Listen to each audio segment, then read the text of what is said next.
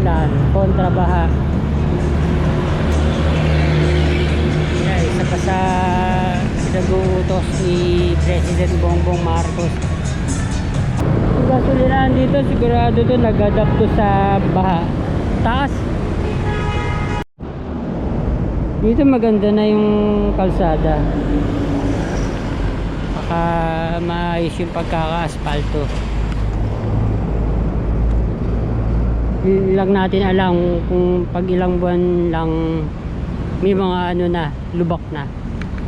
Yan, ano pa dito, mga homeless pa. Ayos na. Pati sana yung ano na rin, yung bangketa, napaganda na para sa BGC.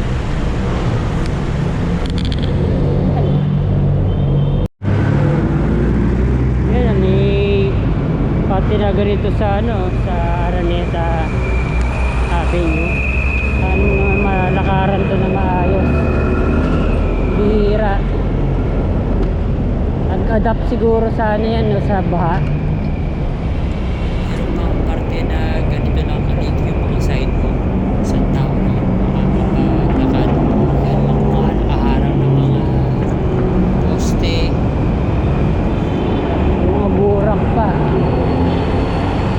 Yun, wala na yung mga ano dito, mga homeless.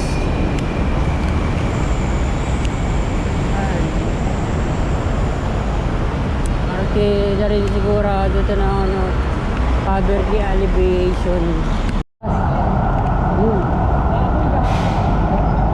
Hindi naman tayo mag-update pagkalagpas na Quezon Avenue. Sa ano na to,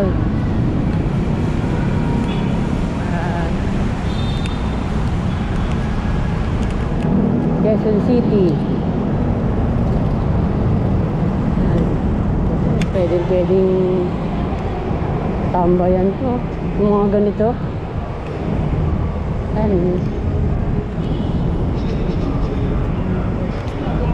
Dahil basura.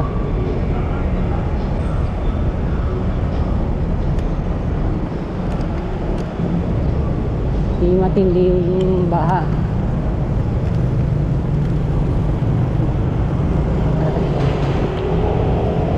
Medyo limiit na yung ano, Araneta Avenue dito. Wasak. Sobrang dumi pa dun. Yung problema sa natin, ilalim ng mga ano, skyway, expressway, mga ilalim. Yun. Wala namang mga homeless.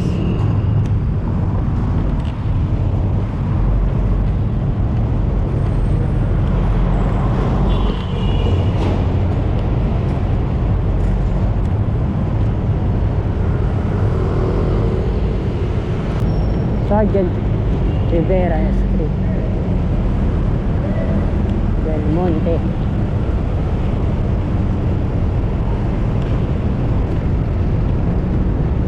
May off-road din pala dito. Ngayon ko lang nakita to. Bihira lang tayo makapunta sa parte na to ng Quezon City. So, wala.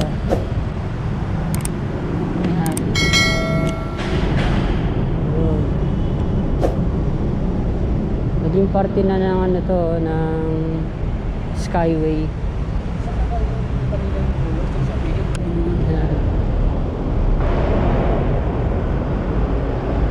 Parang nasa ano naman tayo nito, Quirino Avenue.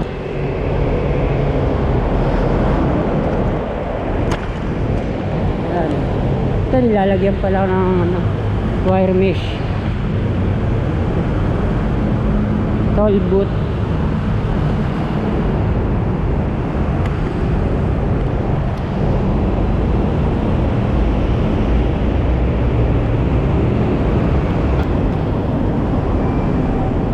Iba na yung ano dito, daloy ng traffic.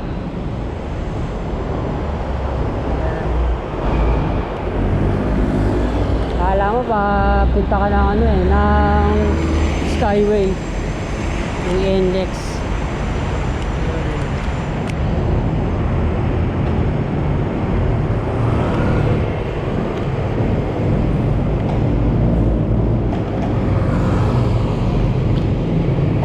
Marami na na-rescue yung mga ano dito, mga street dwellers. Dami dati. Meron mga barong-barong. Ayan, madumi pa. Tapos merong creek sa gitna.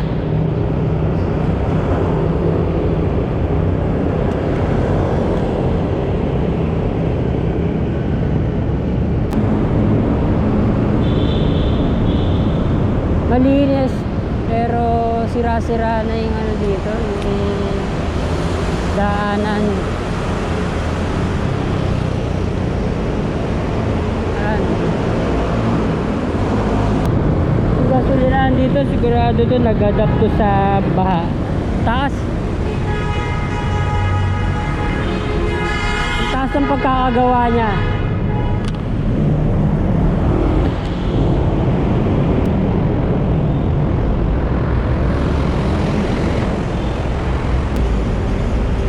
Kasama na rin to sa ano, sa poverty alleviation ng gobyerno. Meron ng mga lugar na wala ng mga homeless. Yun, dahil basura dun.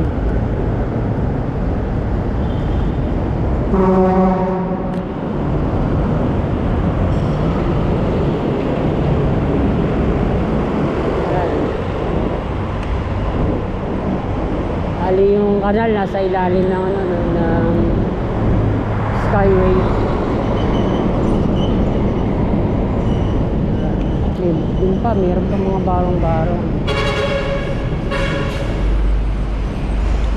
Natin dito. Meron pa mga dito. Mga homeless. Tigrik. Yan. Sana mapalinis pa to ng MMDA ng Quezon City.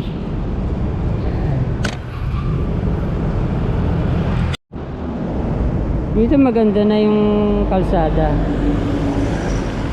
saka maayos yung pagkaka-asfalto. Lang natin alam kung pag ilang buwan lang may mga ano na, lubak na. Yan, ano pa dito, mga homeless pa. Ang laking lugar nito. Barangay Talayan, Quezon City. Ito, pwede makapaglagay na ano dito, mga barong-barong.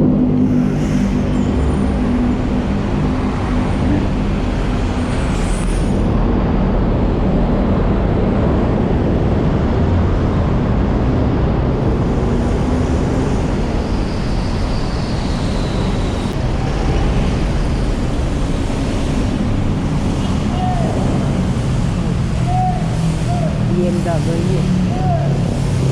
Meron pa. Hindi pa na re-rescue lahat.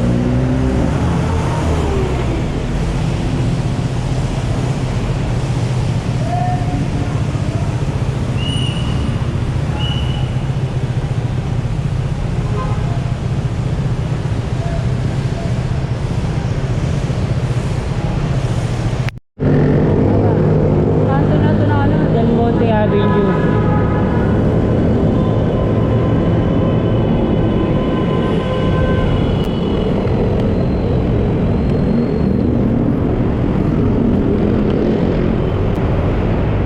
Naghahakot ako no. Ito sa MMDA Oplan Kontrabaha. Dito yung pinaka binabaharan. Ayun, dedeclagging. Oplan Kontrabaha. Yan, isa pa sa pinag-uutos ni President Bongbong Marcos para babawasan ng baha sa Metro Manila. Yan.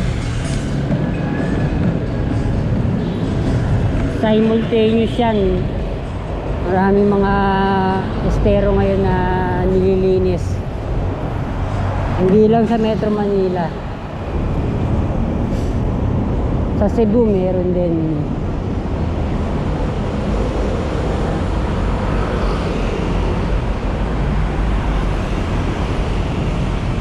Doon sa kabilang side ang meron mga homeless, mga informal settlers.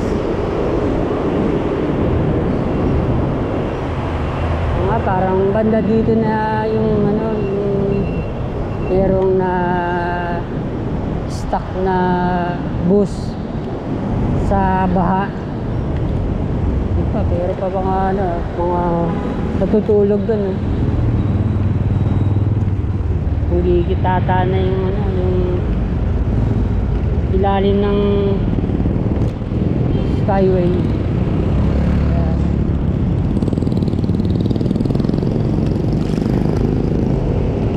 Wasak-wasak.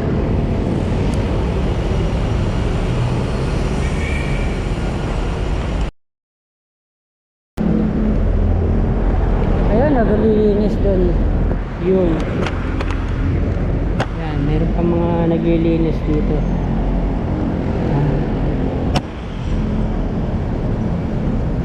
Bibigyan din ng trabaho yung iba.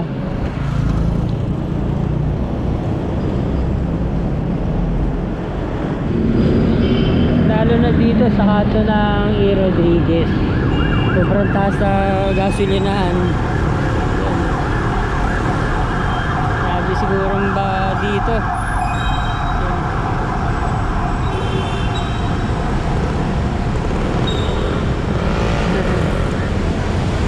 Hindi ng traffic sa lugar na to. Petmalu. Urgol UI Central. Pwede na tayo makapunta nito ng Banawe.